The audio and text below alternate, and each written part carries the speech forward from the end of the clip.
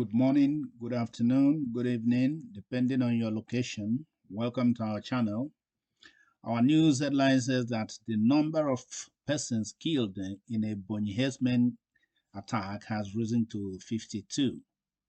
The number of those killed in the attack on three communities in Ebonyi Benue borders by Fulani herdsmen on Monday rose to 52, according to Punch reports. The armed bandits had invaded, the armed herdsmen had invaded the Odoke Isieke, Obiakota Isieke, and Ndiobasi Isieke communities in the Ebonyi local government area of Ebonyi State at about 3 a.m. on Sunday, killing over 30 persons. Those killed included pregnant women and nursing mothers. The report added that the three communities shared boundaries with Ado local government area of Benue State. It was gathered that since the invasion attack, security agents had been busy combing the bushes in an effort to recover the bodies of those who were slaughtered in those bushes in the three communities. A resident of one of the communities, who simply gave his name as Mwegede, said that 31 bodies were recovered in Ndiobasi Isieke, 6 in Odoke Isieke, and 15 in Obakota Isieke. According to him, the herdsmen caught his people at Muri, Ndiobasi side. Most of the victims are at Sudan Hospital, Onwenyimu, right now, battling machete cuts and gunshot wounds. As at Monday evening, many victims of the attack were still receiving treatment at the Alex Ekwueme Federal University Teaching Hospital 2 in Abakaliki and a health center close to this scene of the accident called Amit. A strong stakeholder from one of the affected communities, Onyekachi Mwebonyi, told journalists that over 30 bodies had been evacuated from the bushes around the affected communities, while soldiers were still recovering more bodies from the bushes. Ebonyi, who is the commissioner for capital city development in the state, said that the affected communities were thrown into trauma, thus leaving the people in panic.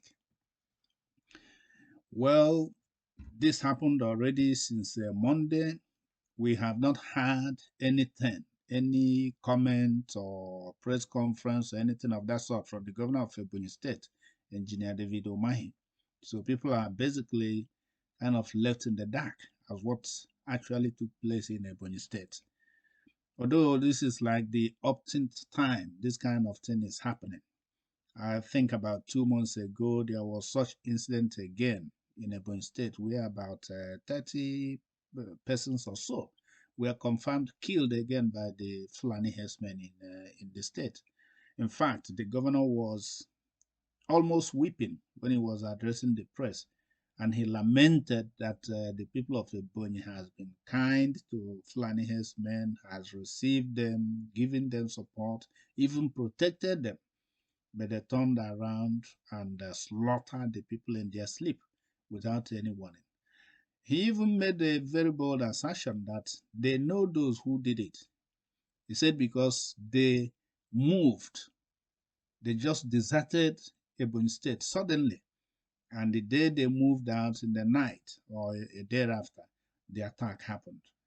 And some of them even called him on phone. He gave some threats, some deadlines about what will happen if they don't produce those ones, that they have written reports and send them to the authorities.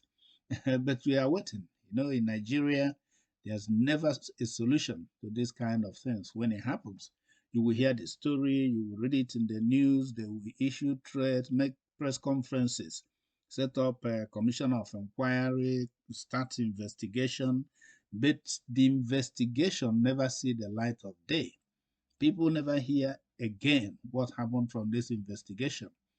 And the most annoying thing about all this is that there has never been an arrest of any headsman involved in any killing, be it in Ebonyi State, be it in the Enugu State, in fact, in the entire Southeast and the entire South Nigeria.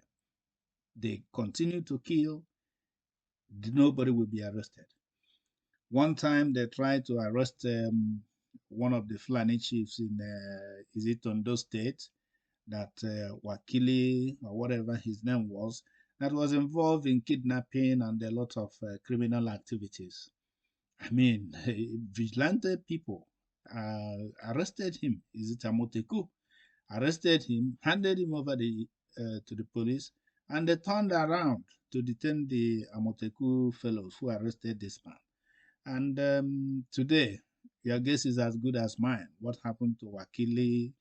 But we know he has never been arraigned in any court. We have not seen anything like that. We have not seen him being paraded.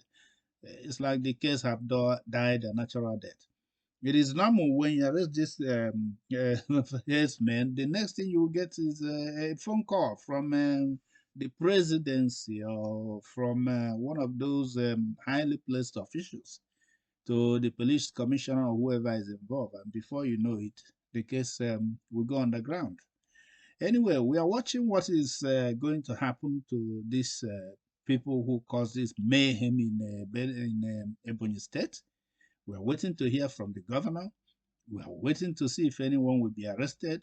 We want to see if anybody will be tried, but I bet you we might never see this happen. It has become a routine. They kill, there's a press conference, there's a report about an investigation going to take place, and then that will be the end of it. And we wait for the next killing. That's the vicious cycle that has been going on in Nigeria lately. Anyway, make your comments, make your own contribution. We meet you at the comment section if you like the news that we have brought to you and more news that we are going to release very soon. We will advise you to please kindly subscribe to our channel so that we will grow and grow with you. And then click the bell button so that you'll be notified immediately we have any news. Thank you for listening.